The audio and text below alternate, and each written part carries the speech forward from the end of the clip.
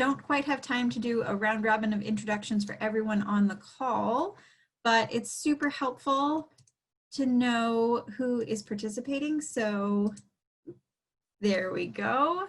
We've got just a couple of quick questions to let us know what your role is in your organization and the size of organization that you're working with. Great, I see some folks voting right now. Thank you so much, that's super helpful for us. So I will leave that open for another moment as we get started.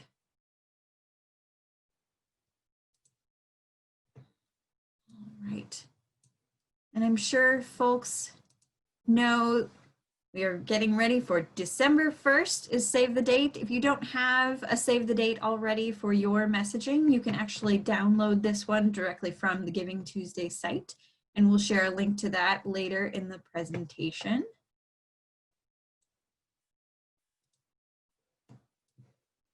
And just to set expectations, here are the topics we're going to cover. So we'll be diving in first to a communications timeline for GivingTuesday. We'll be talking about some specifics for creating your story and your ask for your organization. And then we'll, again, like I said, share some resources from GivingTuesday, social media messages, a press release that they have that you can download and edit for your organization. And then Nora will be helping us out with some of the tools to edit photos and ways to schedule social media posts ahead of the day. All right, so it looks like most folks have voted, so in about 10 seconds, I'm going to end the poll. Looks like we have lots and lots of development folks. That totally makes sense for this topic. Good to see you all here, as well as all of the volunteers and board members. All right. And just in case you all are interested, I'm going to share those results so that you can see who is on the call with us today. All right, so communications timeline. When should I get started? Now, get started now. We've got so much getting ready for GivingTuesday. There's a lot to do. We'll be talking today about right-sizing things for your organization. So if you have a big team, you can do lots of things. If you have a small team, you can still have an incredibly successful day. One of the big keys is figuring out what of the items to do that will have the biggest impact for your organization and not overcommitting. So keep yourself sane and have a successful day. So let's dive right in. The as soon as possible item on our timeline is getting your team together. It can be really helpful to have other folks that are helping you, and they're all different types of folks it can be. So like I said, if you have a staff or a board that's very engaged, they're important to get involved in the giving day. You can also have community partners like small business members, PR folks, consultants, or pro bono work, peer-to-peer fundraisers, other types of amplifiers. I know when Forefront was running the I'll Give campaign, we had a daydream for a couple of years running of having Chance the Rapper be one of our amplifiers. It didn't quite come to fruition, but you don't have to have a celebrity to have a strong impact. So if you have a friend that has, 65 followers or 650 followers on, Instagram or TikTok, who knows, they could even share the message. So you can use some of the key messages and the social media messages we'll talk about today. Anyone can share the message of your campaign. So I'm going to launch our second poll. And this one is getting to know who is on your campaign team.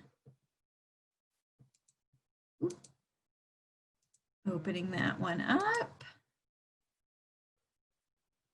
All right, so we've got two questions here. What is the status of your GivingTuesday campaign team? And who will you include on the team?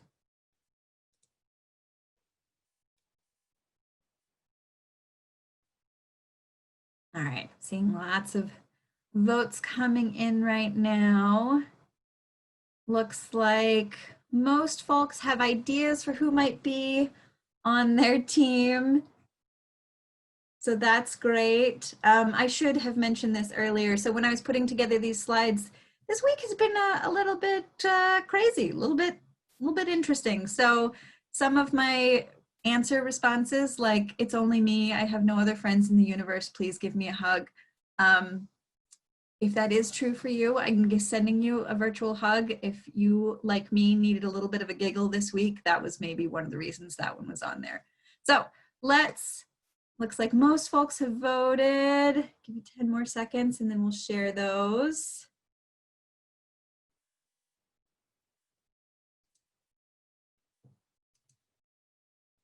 All right, so we are sharing the results of the poll. Like I said, most folks, it looks like, have an idea of who will be on their team. A few of you have already got your whole team together. Congratulations, that's awesome.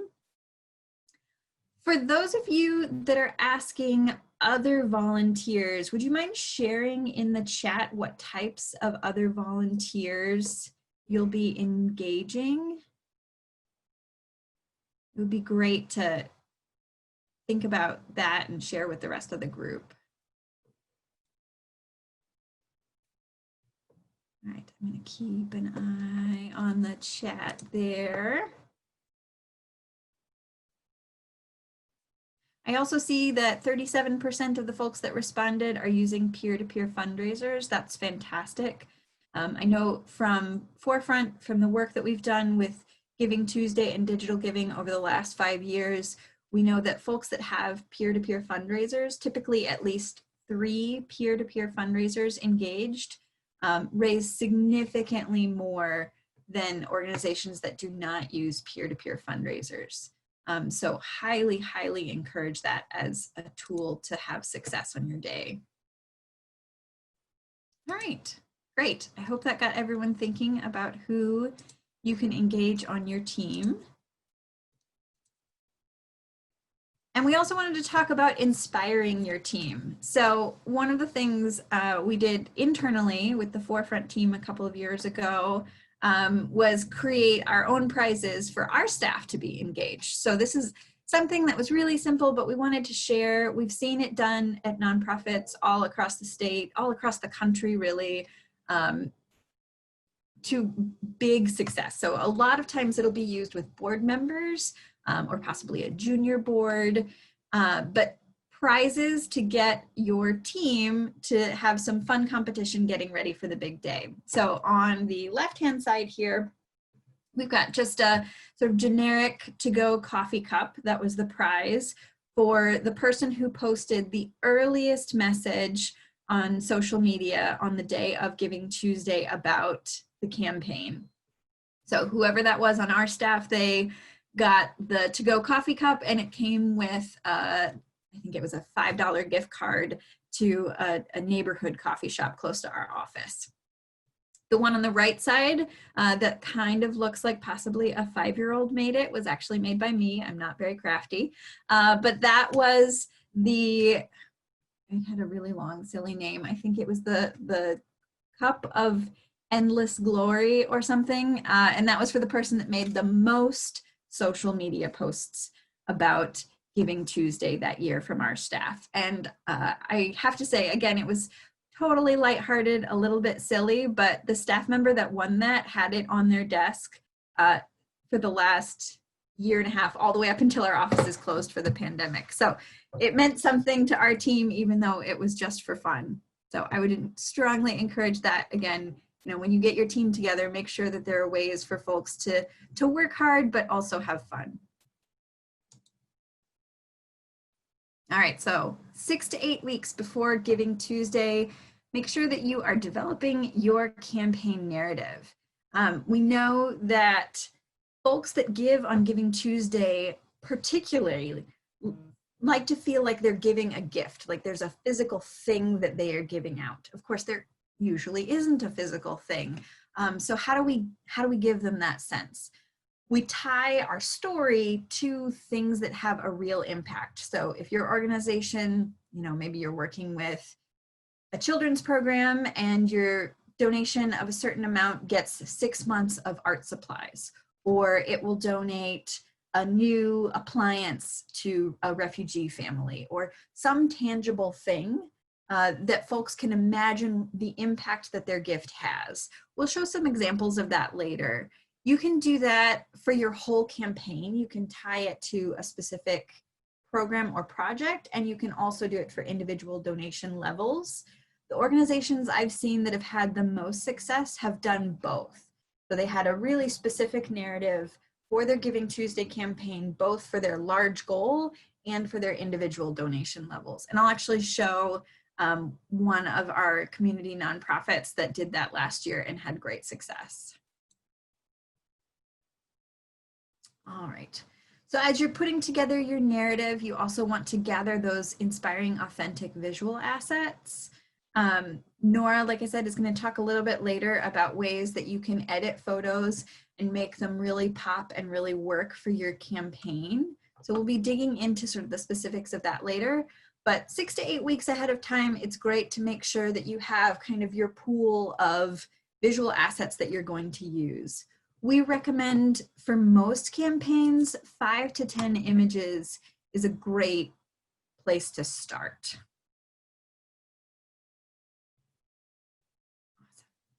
Great. All right, so here's the specific one. I don't know if there's anyone from World Relief on today, but World Relief DuPage Aurora had a fantastic campaign last year. So I just did a screenshot from theirs just to share. So as I mentioned, they had a specific goal on here. So you can see their goal was $25,633. And if I remember correctly, if you were actually on their page and you scrolled down to the story section, it talked about exactly what that dollar amount added up to.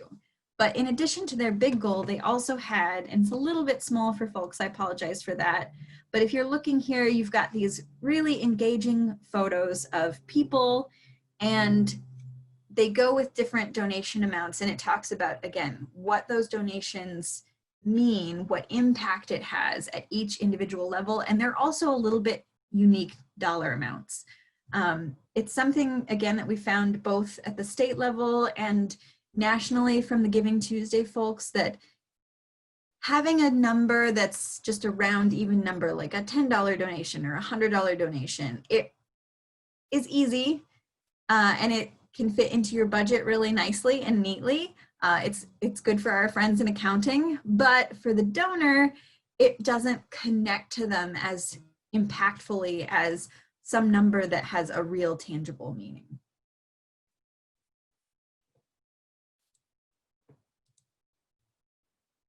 All right, so moving right along, 4 to 6 weeks before Giving Tuesday, thinking about making an inspiring ask.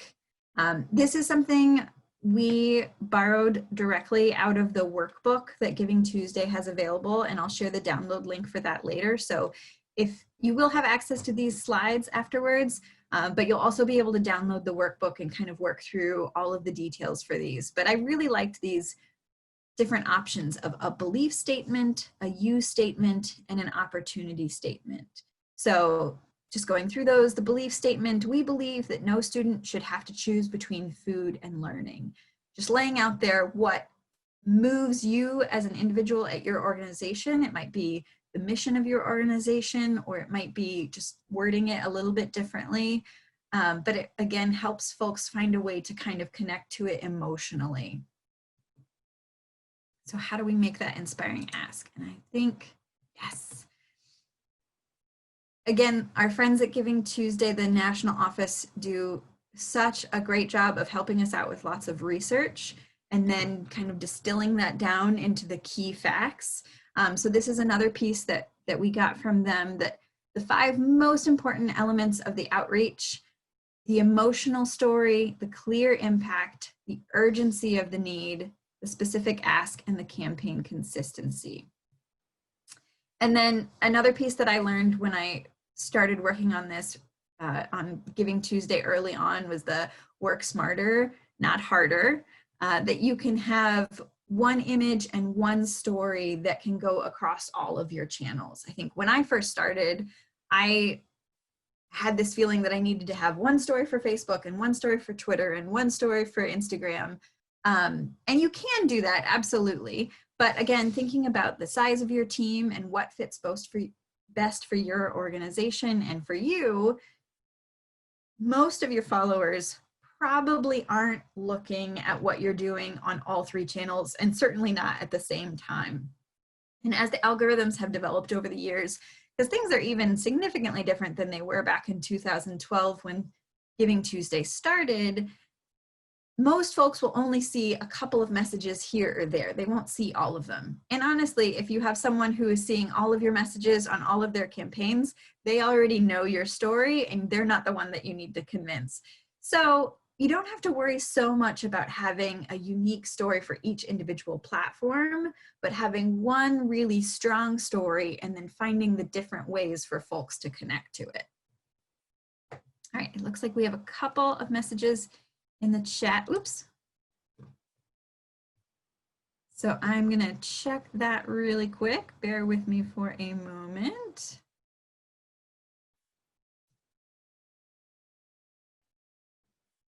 And all right, looks like we're good. Thank you, Nora, for keeping up with the chat while I am going through slides.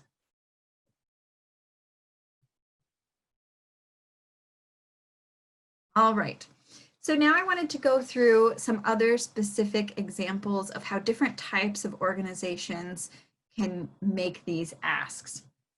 So direct service organizations, the cost per client can be one way. If that's a really big amount, $2,000, you might have some donors that make $2,000 donations. It's definitely happened on Giving Tuesday before, but the average dollar amount across all of Illinois was, I believe, $127 last year. So when you're thinking about your donation levels, kind of keep that in mind, that some folks will be bigger and some folks will be smaller, but typically Giving Tuesday folks are in a little bit of that lower level. So if you want to break it into smaller chunks, you can talk about a smaller time frame, a 3-month time frame, a 1-month time frame, a 1-week time frame, whatever makes sense for the level of donor that you're trying to connect with. And then you can tie that specifically to a client. So I know different types of service organizations might have privacy issues. Of course, if you're working with children or if you're working with domestic violence, you want to be really, really careful about privacy issues. But sometimes there are opportunities, depending on your organization, to speak about a specific client. And so that's always a great way. The one-to-one connection, of course, that's how we connect as individuals. That's how we connect best as donors as well. All right, so advocacy orgs, slightly different way of looking at it. I really liked the third one on here. Policy impacts 10,000 students and the campaign raises $100,000. So that's $10 per student that's impacted. So you could think of what your goal is and how many people you think that you're going to connect to, and then sort of do the math there to figure out what an individual donation, what that impact feels like.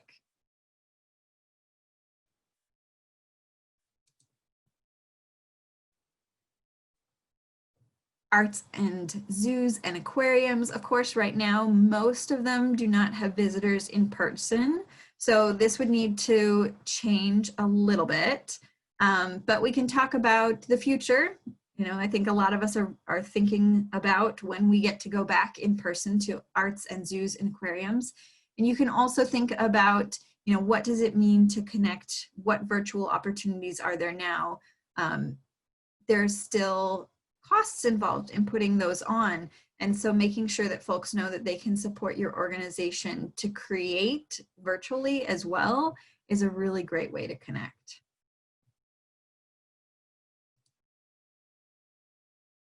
Another one that was really interesting that I had not thought about before, place-based. So if you are in a specific geographic footprint, what is the area? So we talked about, you know, with advocacy, doing the math to figure out how many dollars it takes to impact one individual with your advocacy work.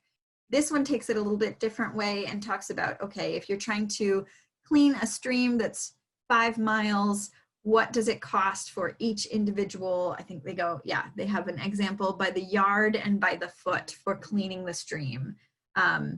That would lend itself really well to if you wanted to create like a thermometer that's getting filled, or if you had an image of the stream that's getting cleaned up. It's a way that folks, again, can feel like they're giving a specific gift with a specific impact. All right, so now we're going to take a few moments. I'm going to attempt to share some music while we have some individual thinking time. So we're going to take 3 or 4 minutes here, use some of those examples we just had, think about your story, your ask, and one graphic that would help you tell your story on Giving Tuesday. So like I said, I'm going to put myself on mute for a moment. When we come back, I would love, love, love for folks to share in the chat. And everybody cross your fingers that I'm able to share some music while we're thinking. Oops.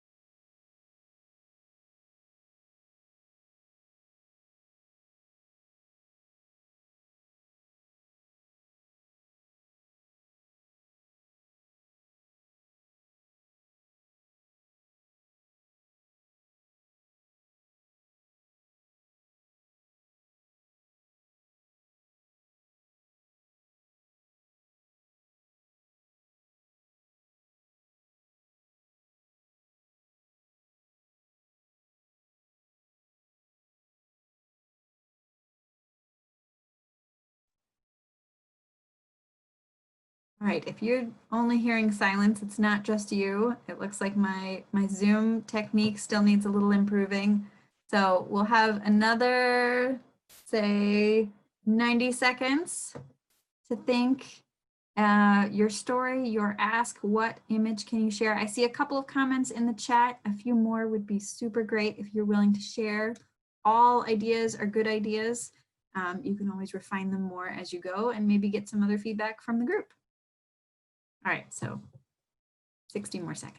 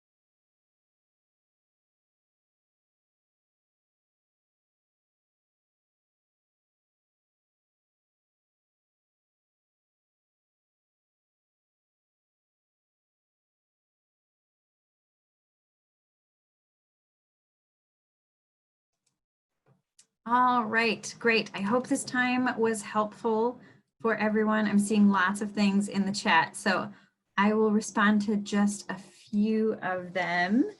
There was one idea for building a library. Should we have a dollar amount related to square feet or furnishings? I think both of those could be a great option. So if folks are, I guess it depends on what the dollar amount is and what you think that your average donation might be. So I would do the math on that and figure out, if per square foot it's $250, well, that might be your reach goal. But if your per square foot is more in the range, like under that $127 amount, where we know that lots and lots of folks made donations, maybe that is the great way to go. And I think even if you haven't decided exactly what chairs are going to go in, it's totally okay. Folks do understand that they aren't actually buying that specific chair. And I know some organizations have gone so far as to have specific disclaimers at the bottom that explicitly say these are, what's the word I'm looking for? These are representative gifts. These are symbolic gifts. To understand that it isn't, like I said, that specific chair that you're giving. But if you have an image of a chair and you're saying, we think that we're gonna buy 15 chairs for this space, I think people understand what it is that you're going for there. So those are great options and great specific options to your project. Rachel posted about having fewer stories depending on the size of your organization or a lot of stories. I would say, of course, every organization has their own specific criteria of what works for them. So there's always exceptions. But from what I've seen in hundreds of campaigns across the state, I would say fewer stories tend to be easier for donors to latch on to. So again, if you've got folks that are only seeing some of your messages, and maybe they see one message from one storyline and one message from another storyline, it can be a little bit harder for the donor to follow what impact they're having. So my recommendation would be a smaller number of stories, possibly even one key story that you're really focused on. But again, you'll know your organization best. Let's see, what else did we have? I saw one option that said we're looking at putting on a program for 50 individuals. That's great. So you can talk about, what is the cost for that one individual? Or I've even seen some groups say what the cost for one specific outing or one specific program. So there was a senior center that had a donation amount for a luncheon that they put on each year. So what did it take to get one of their seniors to the luncheon and back? And then there was another example. Oh yes, operating costs, $54 for 54 years. That's a really successful strategy. I've seen it done by lots of organizations. Again, it's something that folks can just really quickly connect with. And you can also break it down to, $1 for each year that we've been around. And if it's somebody that's ever participated in your programs, they can quickly think of, all the different ways that it's benefited them over the years. All right, well, we're gonna move right along, but like I said, I hope this got folks thinking, and we'll keep going with our timeline. So thinking again, 4 weeks before Giving Tuesday, if you are working with peer-to-peer fundraisers, that's a great time to check in with them about what their strategy is. So if you have a specific platform you're using, you want to make sure they have all the tools they need to feel confident on that platform. You can even use Facebook, is free and available to pretty much everyone. It's very popular. I know I constantly see friends and family that are, it's my birthday, I'm raising money for this organization. So that's a great way to engage folks and reach out to folks that might not have made donations or might not have heard of your organization, but they've heard of that friend or family member. It's also helpful to set a specific goal for your group of peer-to-peer fundraisers and have each individual have a goal. So again, when they're reaching out with their story and their message, they can specifically say, this is the point I'm trying to get to. I know even as someone who has worked specifically for Giving Tuesday and with development campaigns, I still get pulled in of like, oh, they're only $25 away. I can make that $25 donation. I can help them hit their goal.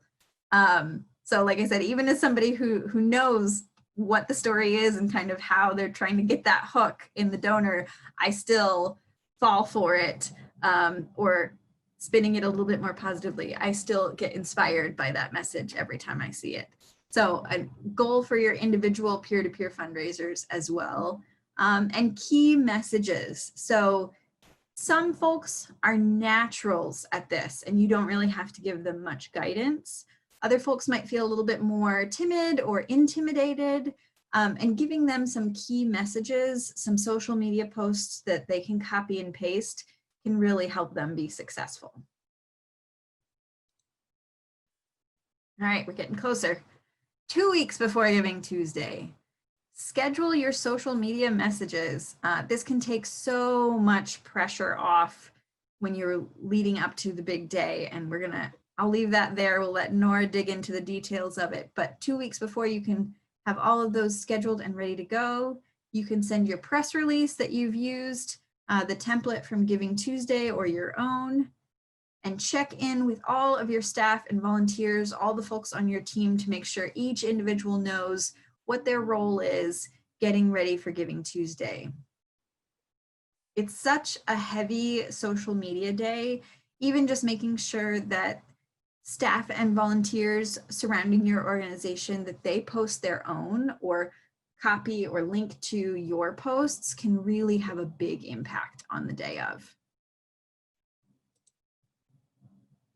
All right, and I saw in the comments someone mentioning that they had some images that are from before COVID, so they didn't have masks in them. So I wanted to highlight this.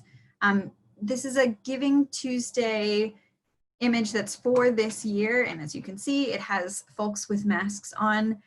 This is available at givingtuesday.org/logos. They have a couple of different options that are specific for this year and the global pandemic. You can customize them and make them related to your organization, or you can just copy and paste and get them that way. All right, 1 week before, this also somewhat silly image of me from a couple of years ago, we created stickers, digital stickers that you could put on your avatar on your social media. So this was my Facebook profile picture. I think this was 2017 when we had the I'll Give community campaign going. And so it was just my regular picture, but I had that sticker over it. And it got a few folks that were in my personal network to say, hey, what's that? What are you getting ready for? And that's exactly the purpose that you want them to have, is to keep driving that buzz however you can. Also 1 week before, so important, do a test donation of your experience. If you have anything customized, your thank you notes or responses, if folks are going to be asked to join a newsletter, you want to make sure that user experience is doing exactly what you hope it does. So make sure you run at least one, probably a couple of tests. 1 day before, send out your final email to your staff and your volunteers. If you're using peer-to-peer fundraisers, if you're using board members, it can be really great to have a specific email for each of them. I know it's tempting sometimes to just put everything in one letter, but most of us are not willing to scroll down and find the part that's applicable to us. So breaking that message into the specific action steps for each of your audiences can be really helpful.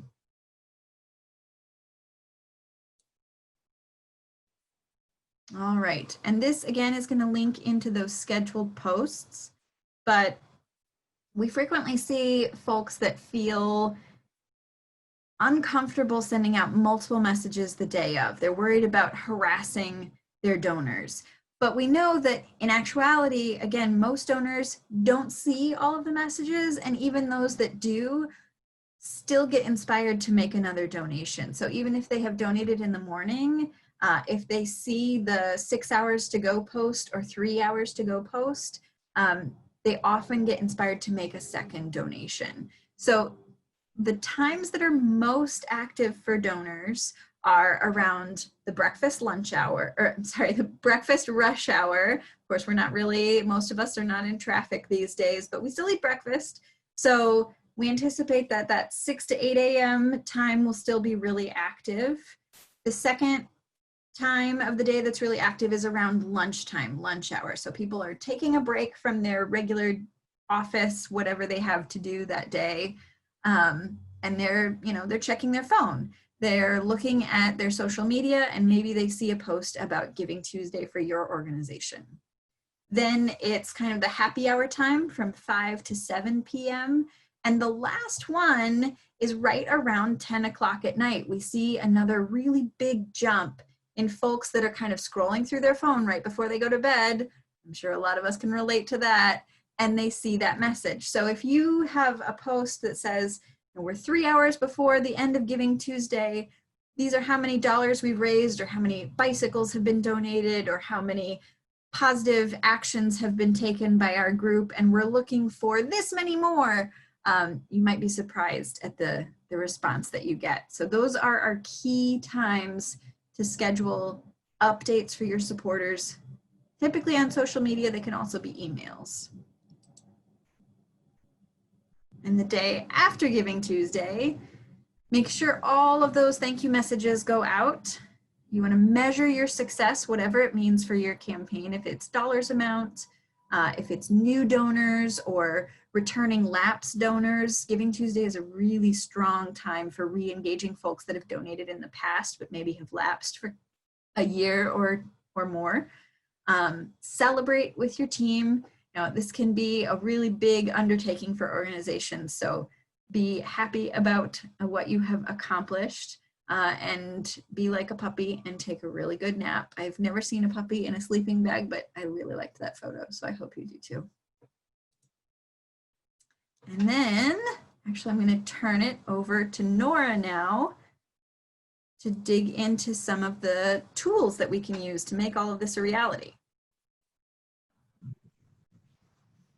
All right, thank you, Susie. So I'm going to go ahead and share my screen now.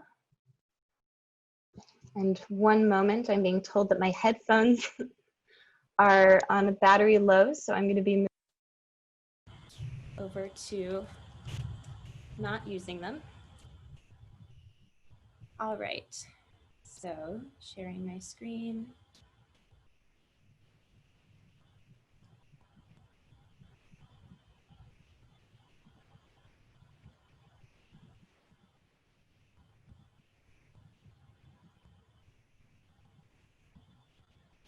All right, can everybody see my screen? Yes, wonderful. All right, so hi everyone. I introduced myself at the beginning, but my name is Nora Greger. I'm the communications coordinator here at Forefront. And I'm here to walk you through some great tools that will help you create the assets and implement the Giving Tuesday communications timeline that Susie just walked through for us. So what we're going to cover today is how to edit images using online tools. We're going to be focusing on one called Canva, and then how to schedule social media posts. And we will be looking at this on Facebook, on Twitter, and on LinkedIn. And then we're also going to have time at the end to answer any lingering questions that you might have from my portion of the presentation, as well as Susie's portion of the presentation. So I wanted to start off with a quick poll. Who here has used image editing software before? So Susie, I believe you are pulling up a poll right now.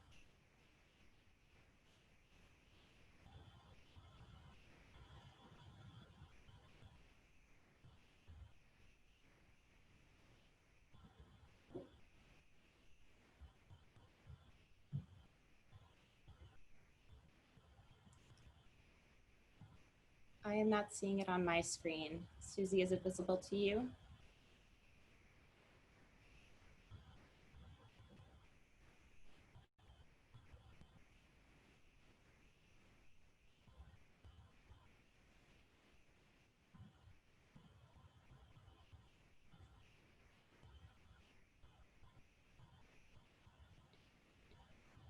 There it is. All right.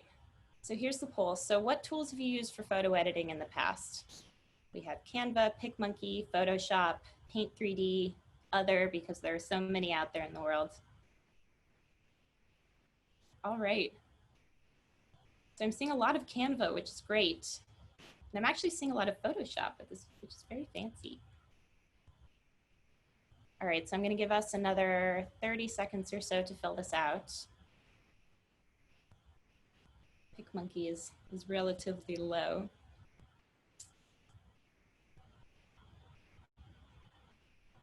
All right. So a large majority of you have used Canva in the past, which is great because then you already have an account set up, possibly, and this will hopefully be a really great refresher for you. So I'm still seeing a couple answers come in. I'll give it a couple more seconds.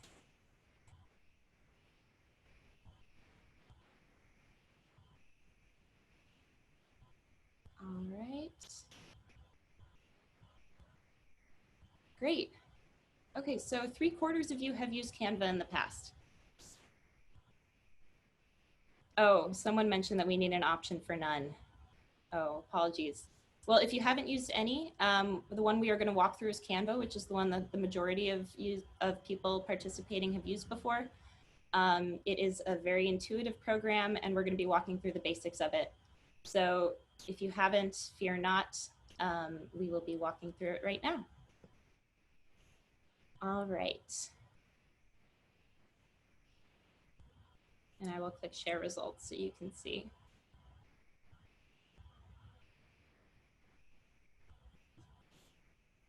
Okay. So this is Canva. This is the homepage for Canva, canva.com.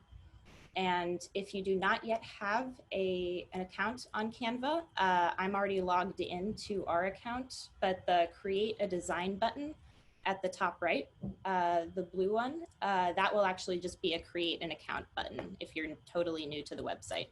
So you can walk through, create your account, throw in your email address, make your password, and then it will bring you to this page where we can create a design. Today, to show you how it works, we are going to be creating a Facebook cover photo. So once you click Create Design, you get this drop-down menu, and that will show you some recommended options for us. We mostly use this for infographics, presentations, so that's what it's showing us. There's all sorts of things. It gives you Instagram photos, Twitter posts, flyers, but we will be clicking on Facebook cover photo today. So we will click on that where the big green arrow is showing us to go, and that will open up the Canva Design Lab. So on the right, you see this rectangle, this white rectangle, and that is the exact proper proportions for a Facebook cover photo. And it's white. We want to snazz it up a little bit. Susie mentioned in her part of the presentation to think about a photo that you could use that could show your organization and show your mission. I know that we are in a pandemic right now, and a lot of organizations are not creating new content these days. So it is very understandable for giving campaigns to be using photos that are a little bit older. If you do have photos and are doing on the ground work right now that are more recent, then of course feel free to use those.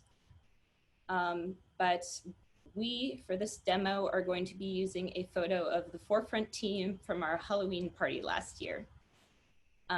So I am going to click upload an image or video on the left sidebar where the green arrow is pointing. And what this leads me to is an option to upload from multiple locations. So I can upload from my device. For instance, that's what I'm going to be doing. My image is located on my desktop. You can also connect your Facebook account and upload directly from Facebook. That's a great idea if you have a current Facebook cover photo that you love that shows your organization and you just want to snazz it up for Giving Tuesday. You can just grab it directly from Facebook and use it. You can also upload from Instagram. That probably won't work for this Facebook cover photo because Instagram photos are square. You can also upload from Dropbox and Google Drive. So I'm going to click upload from a device and grab my image, and it will automatically populate on the right side. So there is the Forefront team last year from Halloween, looking good. You can see Susie in the front dressed as a skeleton. And I have changed the sizing of this photo so that it shows everybody on our team. You can see this light green, bluish, teal bar that shows the actual dimensions of the entire photo. So I'm cropping it to make it show the team as best as possible. And then I want to snazz this up with some Giving Tuesday imagery to show everybody that we are participating in a digital giving campaign this year. So Susie already shared out this link, but I'll share it out again. You can access free Giving Tuesday logos on the Giving Tuesday website in their nonprofit communications toolkit at givingtuesday.org/logos. And I've shared 3 of them on this PowerPoint slide. You can see the globe with the Giving Tuesday heart. They also have a white Giving Tuesday heart that you can use on darker photos. I've put a blue box behind it just so you can see it in my white PowerPoint slide. And then there's also the official Giving Tuesday logo that has the wording on it. And that's what I'm going to be using to create this Facebook cover photo. So I have downloaded these to my computer from the Giving Tuesday website. And I'm going to go through the same upload process, upload an image or video. And then you will see that I have the Giving Tuesday logo layered over my team's photo. And this looks okay, but there's one big problem with it. We can't actually really read it. So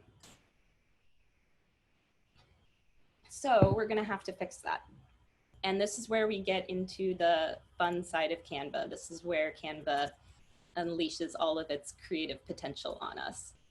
So my plan is going to be to add a box that will exist behind the Giving Tuesday logo, but in front of the photo of the team. So it acts as a backdrop and allows us to actually be able to read the Giving Tuesday logo. So we're going to go to the left toolbar in the Canva Design Lab and click on Elements. And Elements includes all of these basic shapes. It includes stickers. You can add stickers of dogs. You can add stickers of people. I also know that they have pandemic imagery now. There's thousands of things that you can add to your image. I'm going to be fairly straightforward and just add a rectangle to make my logo more legible. So I am going to be clicking on this square, the second square available here under the shapes column. And that inserts a square onto my image. And it is dark blue by default. It is covering my Giving Tuesday logo, and it is not the right size. So we are going to do a couple tweaks to make this look the way we want it to. The first is going to be grabbing these little handles that exist on the sides of the square that will allow us to adjust the size of it. So I'm going to adjust the size of it by pulling it and completely covering my new Giving Tuesday logo. So the logo is still covered, and this is not a great color for my backdrop. So what I'm going to do next is go to this top left corner up here, where you see this square, this navy blue square, and I'm going to change it to a nice light blue. That will make it legible. That will make it easy to read our new logo. And then the final thing that we have to fix is actually putting the logo in front of this new box. So to do that, we go to Position over here, and we click backward. So I've already done it here, but what this does is send the selected portion of your design, which in this case was this box, and moves it backwards in the order. So now the Giving Tuesday logo is the front-facing thing. The box is between that and the photo of the team, and then the photo of the team is the background. So now we have a pretty nice looking Giving Tuesday cover photo. There are other things we can do to this image to snazz it up a little bit more. For instance, we can go over to, we can click on the main background photo, and you know that you have a portion of the design selected by seeing this light teal border that we were discussing earlier. And so now that I know that this photo is highlighted, I can do all sorts of adjustments to it. So we will click the adjust button up here, and that will open this adjustment window. And from here, we can bring the saturation down so that's an entirely black and white photo. If you have a brand color that you want to add as a tint for your photo, you can do that by changing the tint. So for instance, here I've made our team pink. And again, that is only impacting the portion of the design that is selected by that border. So the Giving Tuesday logo and the blue box that I've created are not being affected by my adjustments. So I encourage everyone to play around with this and have a lot of fun. It's really fun to dig through Canva and see what you can do here. But I decided ultimately to just go with the photo as I had uploaded it with my brand new Giving Tuesday logo. So the next step is to simply download the photo. Because we picked that this would be a Facebook cover photo, it has pre-suggested file type and size. There's no need to adjust any of this. PNG is an image file type that works perfectly well for Facebook. It says it's suggested right here. And then the size, you can make it higher quality if you'd like to, but there's no need to. It will show up very well on Facebook as is. And then we just click download and it will show up on your computer and you can upload it to Facebook. So this is how to create a Facebook cover photo. Had we at the beginning clicked anything else, Instagram, there are hundreds of different types of image sizes and dimensions. These same editing techniques will apply to any sort of image that you want to create. So what we recommend to create in terms of visuals is a Facebook cover photo for your Facebook page so that anyone who goes to your page knows that you are participating in Giving Tuesday. An Instagram photo, if you do use Instagram, Instagram just has such a different size image than any other social media platform since anything posted there is a square. So we recommend making a separate Instagram photo. And then one of the options for, offered on Canva for a type of image that you create is a Twitter post sized image. And I've found through my communications work that this is the right dimension to be used across platforms. So what Susie said about using the same material across different social media platforms, I highly recommend making a Twitter post sized image that can accompany your social media posts and putting it on Twitter, putting it on Facebook, putting it on LinkedIn if you use LinkedIn. The only standout would be to create an individual version of it for Instagram. All right, and so that is how to create images using Canva for your social media Giving Tuesday campaign. So I wanted to kick it off with another poll and see who has pre-scheduled social media posts in the past. So here, Susie's put the poll up for us. A lot of people are saying that they've scheduled social media in the past and that it's worked well for them. We have people saying that they have not used scheduling tools in the past. And we so far have nobody saying that they've scheduled it and it wasn't worth it, which is great to see. Oh, and I see that somebody is not seeing the poll.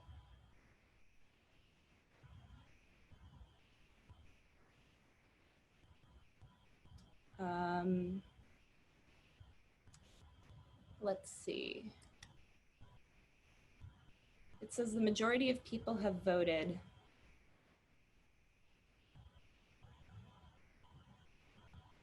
Okay, and now the poll is closed. So if you didn't get to participate in the poll, I'm sorry. I will read out the results. 79% of you said that you've scheduled tools, used social media scheduling tools in the past and that it's helped a lot. And 21% of you have not done it in the past. So I hope this is a really helpful refresher for those of you who have. And for those of you who haven't, we will be walking through how to do it across platforms. It's very intuitive and it's very similar for each different media channel. So here, let me close this poll now, if it will let me. And let's move on to, okay. So these are the platforms that we're going to walk through how to schedule posts for. The first one will be Facebook. Instagram is there too in parentheses. I will explain why in just a second. And then we will also be covering Twitter and LinkedIn. So let's start with Facebook and Instagram. So here is the Forefront Facebook page manager. For your organization. In order to navigate to your page manager, you just go to your personal Facebook and it should appear on the right side of your news feed. And I do want to note that Facebook is constantly changing how it looks visually. This is a new version of Facebook as of, I believe, a couple months ago. I do also have a screenshot of what this used to look like, which I will show you. So this is what Facebook used to look like, but no matter what we are looking for is a tab called Publishing Tools. So Publishing Tools is available on the new version of Facebook on the left toolbar. If you still have the old version, it is along this top toolbar and I have a green arrow pointing to it. It is under a More option on your top toolbar. But I'm going to be working in the new Facebook. So once we clicked on Publishing Tools, we are brought to this new page that shows yet another relatively new Facebook update. Facebook just launched something called Business Suite that allows you to actually control Facebook and Instagram from one place, considering Instagram is actually owned by Facebook. So I'm going to go ahead and do everything through the Business Suite that is new. But I do want to say that everything that we cover in the Business Suite is almost, it's 99% identical to how things look if you are not going through the Business Suite and going through the normal route, which would be to click this Create a Post in the top right corner. And again, if you are using the old Facebook, all of the steps are nearly identical. There are very minor ways that the formatting, it just looks, the page looks a tiny bit different. So I'm clicking Try Business Suite. And this brings me to a page that shows all of my previously published social media posts, as well as an option to view scheduled posts over here. For now, we have no scheduled posts, so I'm going to be clicking Create Post in the top right corner. So once we click Create Post, we are given this new post window. This allows me to create a post for Facebook newsfeed, and if you have your Instagram account connected, to your Instagram newsfeed as well. And what we are going to do is write in the text box on the left side whatever we would like to post. So here's my social media copy. This is a test to show how we can schedule Facebook posts to automatically publish in the future. And I'm happy with it. I think it's good. All it needs is some accompanying imagery to make the post really pop out in people's news feeds. So there's an option to add a photo just below the text box. I am going to be adding my new Giving Tuesday photo that I've just created. And it shows me then a preview on the right side, so I know what this will look like when it gets to people's news feeds. So this is ready to go for me. I can either click publish, which will send it out into the world immediately, or because we are scheduling posts, I will click the arrow on the right side, and that will create a drop down that shows me a schedule post option. All right, so that gives me another pop-up that has a calendar as well as a time for whatever date I choose to schedule my post. So then I go ahead and click schedule. And now that my post is scheduled, it shows up in my scheduled posts feed. And from here, I can go back and look. I can edit anything I want to. I can delete posts if I decide I no longer want them to go out. I can edit when they will be going out. And this is very helpful in advance of the day of Giving Tuesday to have your posts scheduled like this. And one thing that really helped me last year during Giving Tuesday was actually scheduling draft posts. In addition to hitting schedule, you can also click save a draft. And then I actually wrote out all of my posts and said, we have raised blank amount of money at this point. And then I went in day of, just put the hard numbers in based on what was happening that day, and then just hit send. So this is a really helpful way to make it as easy a lift as possible on the day of. So that is how you schedule posts on Facebook and Instagram if your Instagram account is connected. If you have any questions at all about how to connect your Instagram account, please feel free to reach out to me. I will share my email address at the end of this. But for now, we're going to move on to how to schedule a post for Twitter. So Twitter actually has a couple different websites. There's twitter.com. There's analytics.twitter.com, where you can see how your posts are doing. And then finally, there is ads.twitter.com. And that is where a lot of the advertising end of Twitter is, but then it's also, oddly enough, where we are going to be scheduling our posts. So this page looks a little intimidating. We actually aren't interacting with any of it except for the top right corner where you see the quill and the plus sign.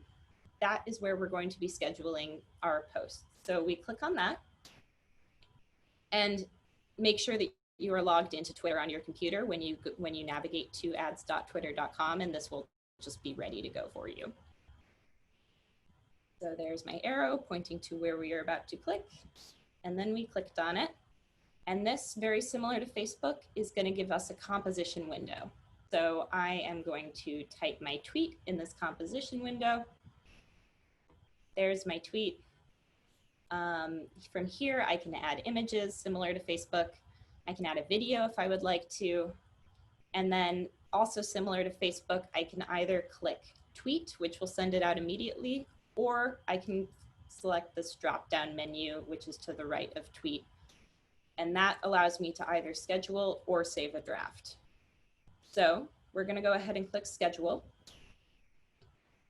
And then this pops up, this little date and time area, and that's where I can adjust when I'm going to be scheduling this for.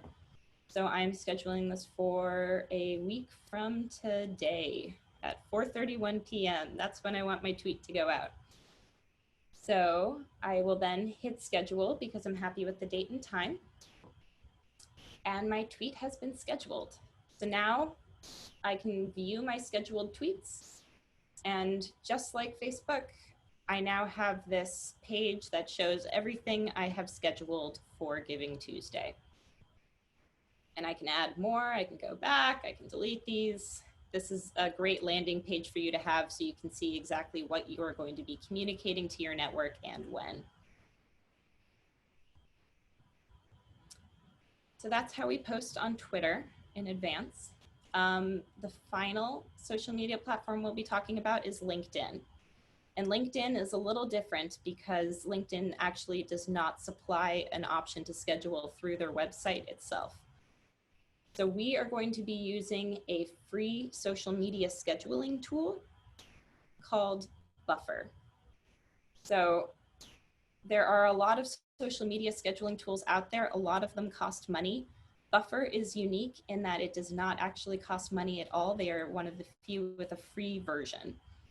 So in order to create a Buffer account, you click this Try Buffer for Business in the top right corner, input your email address, make a password, and then you are in. And I do want to say, when you create your Buffer account, it automatically starts as a 14-day free trial. Because you are not inputting any credit card information, once your free trial ends, it actually just downgrades you to a free version of their software. So this is the safest way to go if you're someone who doesn't want to put your credit card information in and set a reminder on your phone that you have to cancel it. They do not require any money in advance or credit card numbers. So once you've created your Buffer account, you will link your social media accounts to Buffer. You'll see that we have our Facebook account linked, we have our LinkedIn account linked, and we have our Twitter account linked. The reason we are using this only for LinkedIn and not using it for Facebook or Twitter is because there are limits to their free version of Buffer. You can only post 10 scheduled tweets, or sorry, posts across platforms. So I highly recommend only using this for LinkedIn and sticking to Facebook's free scheduling tool and Twitter's free scheduling tool. But once you are in and your LinkedIn account is connected, it's very similar to the other two scheduling tools that I just walked through. So we will make sure that we select the LinkedIn profile, and then we click schedule a post. And you'll see this arrow is pointing to a post that seems like it will have to be for October 6th. Once you click it, you can actually edit when it will be. So here's my composition window. Here's my LinkedIn post. I can add an image, I can add a video, I can add an image that we just created in Canva, and then I can edit my post schedule, and it will show a calendar as well as a time that it will post. Once I'm happy with that, I just click done, and then I click schedule post, and then it shows up in my Buffer queue.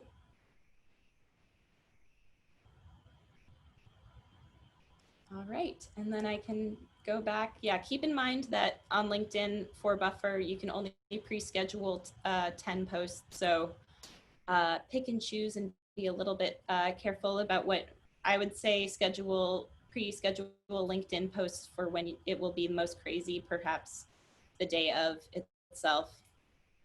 And then LinkedIn for the rest of your posts, you might just have to do live as you go. But this is the best solution that we have for posting in advance on LinkedIn. I said this earlier, but there are other social media scheduling tools available. One is called Hootsuite and another is called Sprout. These both are fairly expensive and they do offer 30-day free trial periods. So if you are someone who is comfortable strategically timing a 30-day trial period, then you can actually schedule all of your social media from one of these two applications. And that is, if you would like to do that, you are more than welcome to. I do encourage using the free scheduling tools that are offered through the social media platforms because they are fairly intuitive to use. All right, so I did want to go through highlights of top performers. Susie covered a lot of this in her portion of the presentation, but most people who we've seen perform really well in the past on Giving Tuesday, at the very latest, announced their Giving Tuesday campaigns 2 to 4 weeks in advance of Giving Tuesday. Susie just shared a great communications timeline for 6 to 8 weeks in advance. I highly recommend doing that. And top performers in the past have posted an average of 10 Facebook posts and 6 tweets day of. And that's an average. It also depends on which social media platforms your network seems to engage in the most. For instance, here at Forefront, LinkedIn is actually where we receive most of our engagement. So on Giving Tuesday, we're considering posting more there than we would be otherwise. And those day of tweets, as I said earlier, it's really great to have them be live updates. So if you want to schedule a post that says it's noon, it's lunchtime, and we have made this amount of money, and just leave a blank, fill it, go into your scheduling tool day of, fill in that blank and hit schedule. We recommend doing that, and posting frequently. Do not worry about being overbearing on your network. People want to hear how you are doing on Giving Tuesday, and it will encourage them to participate. In addition, top performers have sent 3 to 4 emails on Giving Tuesday to their network to update them on how the day is going. We do recommend drafting those in advance, and then filling in those blanks as you would be doing with your social media. Top performers also do engage peer-to-peer fundraisers, and I know Susie spoke about those briefly. But peer-to-peer fundraisers allow your network to jump in and help your cause and make it a grassroots effort, and share their own anecdotes about what your organization and what your organization's mission can do, and how this Giving Tuesday success can help continue your mission. And finally, Susie went into this a lot, so I won't go into it very much, but setting a financial goal that did not end in zero and including that financial goal in the social media posts that you create is a really great way of making people feel connected to your cause. All right. So we wanted to leave some time for questions.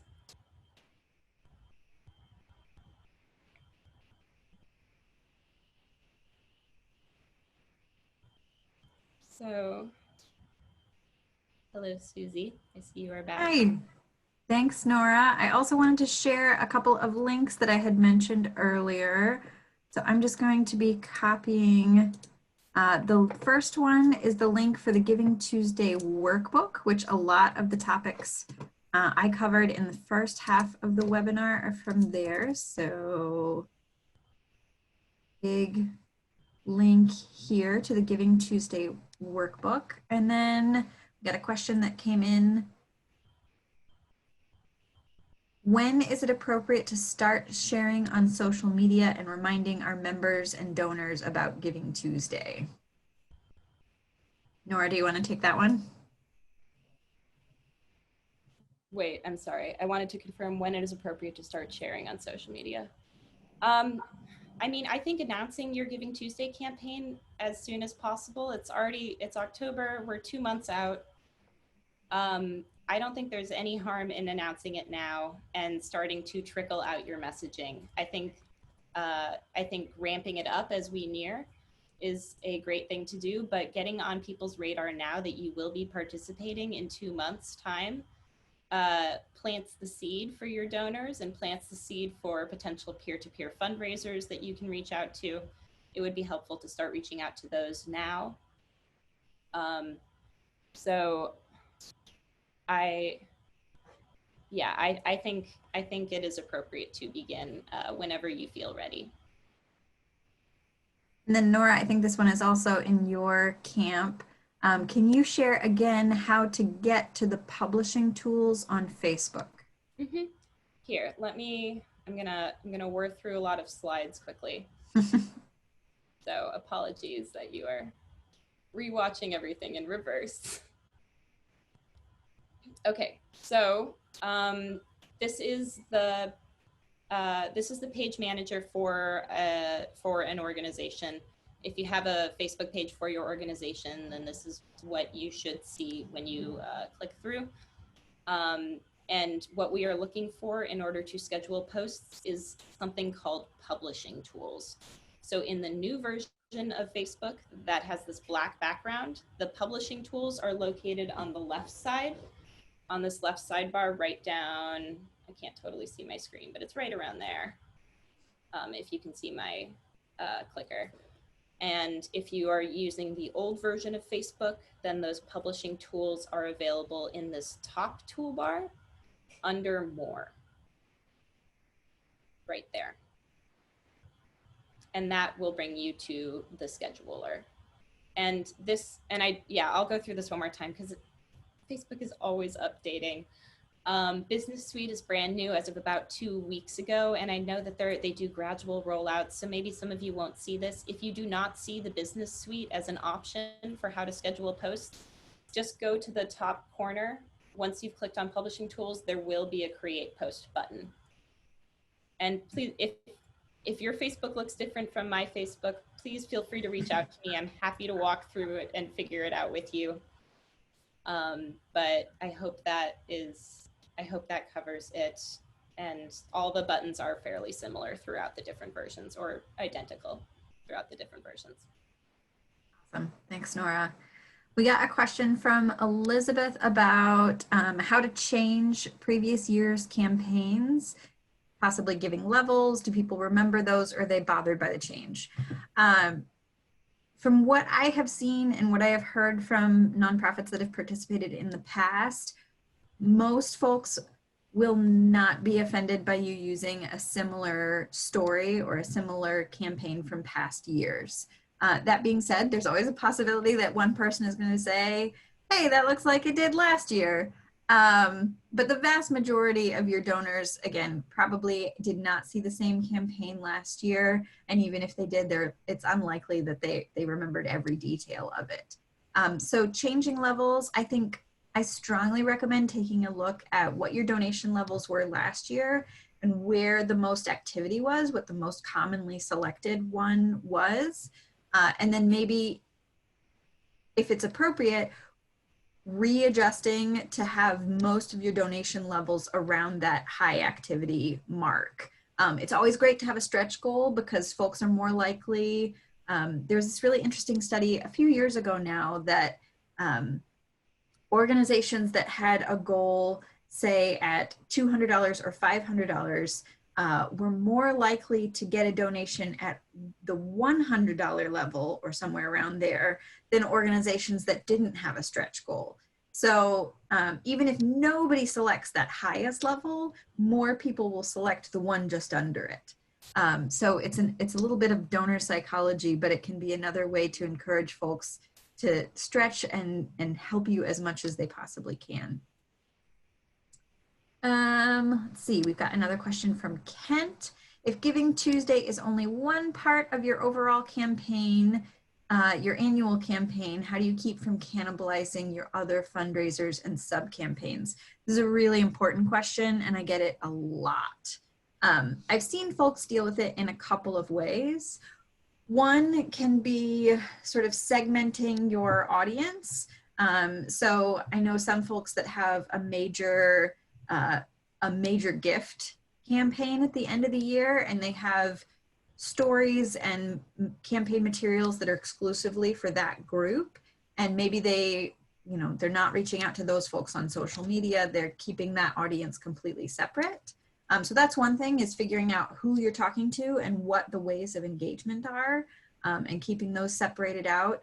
Another piece is being really clear about sort of your timestamps for your work. So I've seen some organizations that have said, Giving Tuesday is either the beginning or in some cases even the end of a campaign, that we're working up to it, where we're starting there and working to the end of the year, and saying, okay, so this is our goal for Giving Tuesday, but our goal for the whole campaign is this bigger number. And so keeping that really clear timeline, and even on either your social media page or on your website, having the big timeline available so that folks can see it, can help them understand what the big picture is. Let's see what other questions. We got another question. That is correct. So Forefront is not hosting the I'llGive.com website this year. What other local organizing efforts in Illinois, specifically the Chicagoland area? So I'm not sure how far you define Chicagoland area. I believe the Elgin campaign is still very active. I know the Aurora area, working with the Dunham Fund, is very active this year. There's some folks far in the southern part of the state. I believe there's a campaign close to Carbondale, but you asked for Chicagoland, so that's not really applicable. The other option is to look at other platforms that are available.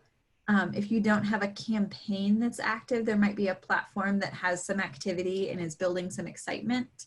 Nora, do you have the link to our email campaign? And could you say a couple of words about that? Yeah, of course. It's actually, I'm going to have to run through some slides again because it's one of my last slides here.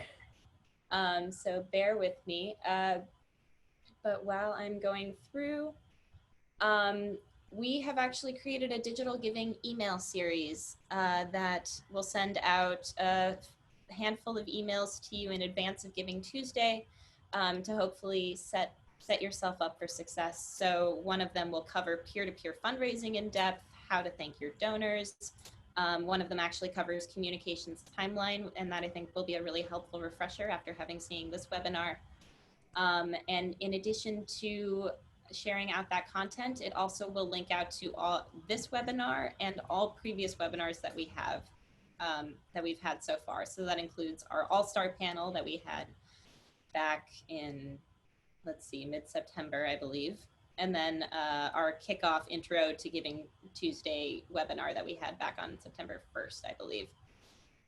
So that is a great way to access everything that we have in our toolkit that we are sharing out. Great. And I will also share in the chat one more time the link for the page on Forefront's site that has all of our previous webinars. This one will be available, the recording and the slides, shortly after we're done. And our last webinar that'll come up in November. I'm not seeing any other questions. We are 2 minutes early. Nora, do you have any other? No, I did just share to everybody in the chat the link to the landing page where you can sign up for our email campaign. So if you'd like to click there and sign up, please feel free. We'd be happy to have you on our little newsletter list. Thank you. Mm-hmm. And I will move back one slide actually so that you can see our email addresses, because if any questions come up from my portion or from anything Susie said, please feel free to reach out to us. We are more than happy to answer your questions. But Great.